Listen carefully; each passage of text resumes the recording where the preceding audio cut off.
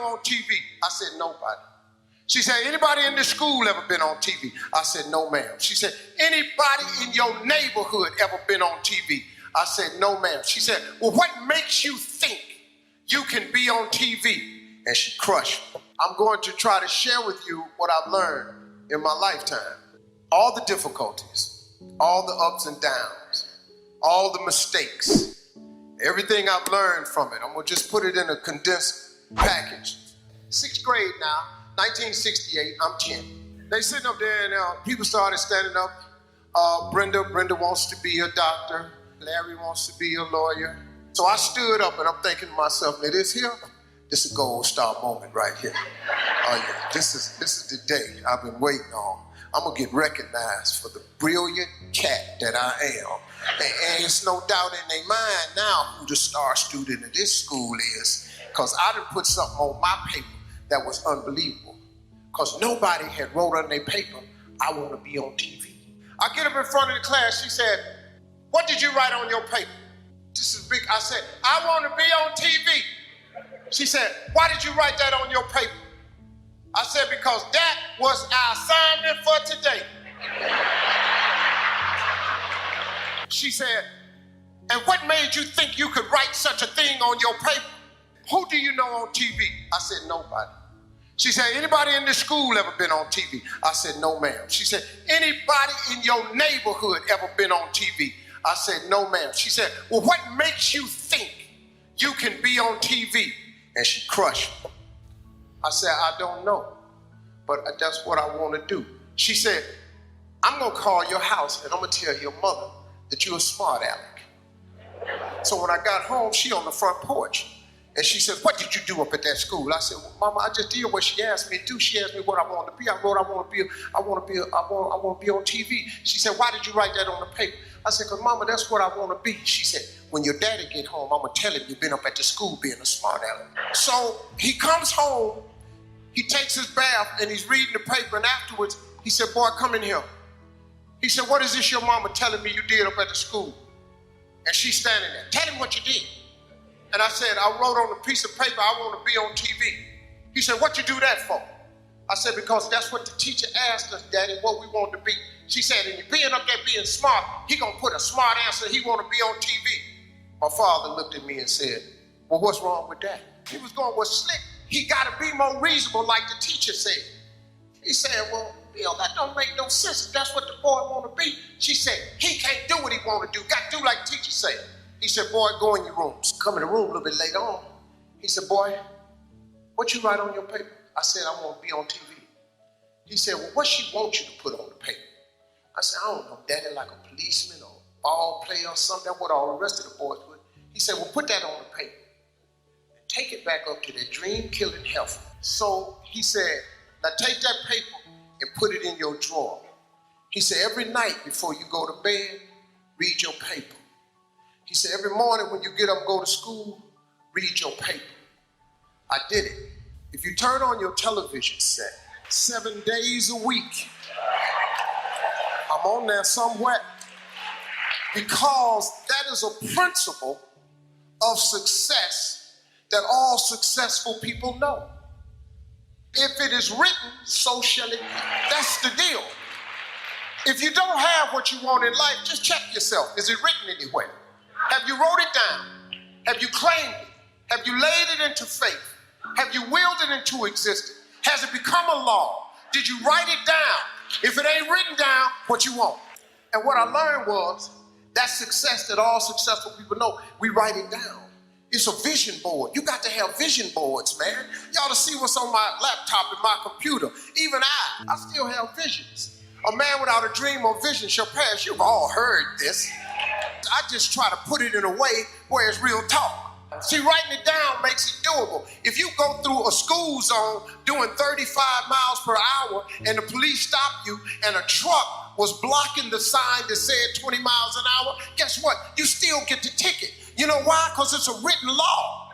They put it into law. They wrote it down. The fact that you ain't read it, the fact that you didn't see the sign, tough. It's written. 20. You break the law, 20. You got to write it down. That's an important thing. See, here's a cold thing I learned. You got to fix your mindset. You change that. The moment you change your thought, your attitude determines your altitude. The moment you change your thought is the moment you change your existence. A flea is the smallest insect, one of the world's smallest insects. Do you know that a flea has a 36-inch vertical? That's pretty high. The average human being cannot jump 36 inches. If you take that insect and you capture it and put it in a jar and put the lid on it, that insect still has a 36-inch vertical. You know what it does? It jumps 36 inches, but it hits its head and gets knocked back down. So he makes an adjustment. Since I'm getting knocked back down, I'm not gonna jump my full potential. I'm just gonna jump just enough so I don't get knocked back down. If you get another flea and capture it, the flea goes into the jar. The flea again, another flea, has a 36-inch vertical. But because he's in the jar and he's seen what happens when he hits his head and he gets knocked back down, he duplicates what he sees the other flea doing. And he jumps just high enough where he don't hit his head. The sad thing about it is when these fleas have babies, these fleas are born with a 36-inch vertical. But because they live in the jar with their mama and their daddy, and they got a 36-inch vertical, but they see everybody else jumping just so high, they duplicate it, becomes generational.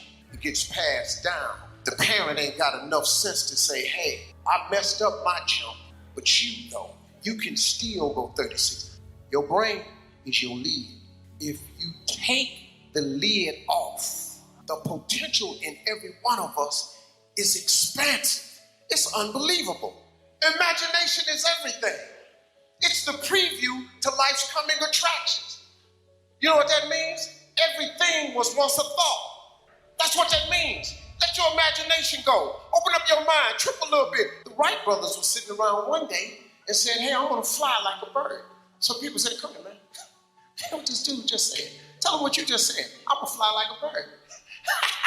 I flew in here today. If imagination is everything, why not use yours? The possibilities in your life are endless, man. In order to be successful, you have to jump.